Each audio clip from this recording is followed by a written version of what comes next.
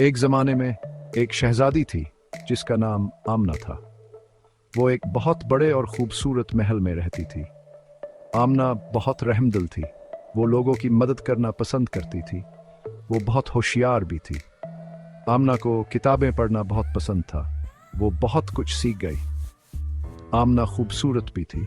उसके लंबे स्याह बाल और चमकदार आंखें थीं। लेकिन सबसे अहम बात यह थी कि आमना का दिल बहुत साफ था। वो चाहती थी कि सब खुश रहें। रियासत में हर कोई शहजादी आमना से प्यार करता था।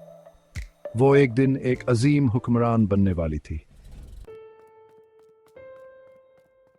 एक दिन आमना की 16वीं सालगिरह थी। महल में एक बहुत बड़ी तकरीब थी। सब लोग जश्न मनाने आए थे। बादशाह अपनी बेटी से बहुत प्यार करता था। वो इसके लिए एक अच्छा शौहर तलाश करना चाहता था। बादशाह खड़ा हुआ। उसने ऐलान किया, मैं अपनी बेटी का हाथ शादी में दूंगा। उसने कहा। हुजूम हैरान हुआ। सबने गौर से सुना। जो भी मेरी पहेली हल करेगा वो शहजादी आमना से शादी करेगा। बहुत से शहजादे महल में आए। वो आमना से शादी करना चाहते थे। तमाम शहजादे बहुत अमीर थे। उन्होंने कीमती लिबास पहने हुए थे। वो महंगे तोहफे लाए थे। लेकिन उनमें से कोई भी बादशाह की पहेली हल नहीं कर सका। एक शहजादे ने जादू इस्तेमाल करने की कोशिश की। एक और शहजादे ने जवाब खरीदने की कोशिश की। एक शहजादे ने तो पहेली चराने की कोशिश की।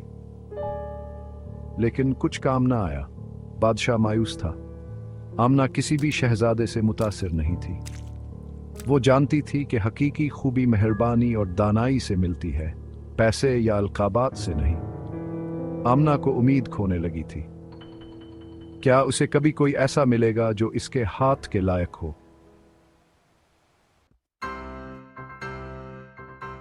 एक दिन जिद नामी एक नौजवान महल में आया। जीद कोई शहजादा नहीं था। इसके पास ज्यादा पैसा नहीं था।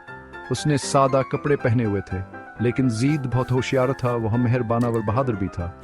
जीद ने बादशाह की पहेली के बारे में सुना था। वहां से हल करने की कोशिश करना चाहता था। जीद ने गौर से पहेली सुनी। उसने बेहतरीन तकासे के बारे में सोचा। आखिरकार इसे जवाब मालूम हो गया। जैद ने बादशाह को जवाब बताया। बादशाह हैरान रह गया। जीद ने पहेली हल कर ली थी। आमना भी जीद की जहानत से मुतासिर थी। उन्होंने शादी कर ली और खुशी खुशी जिंदगी गुजारी। मेहरबानी और दानाई के साथ राज किया।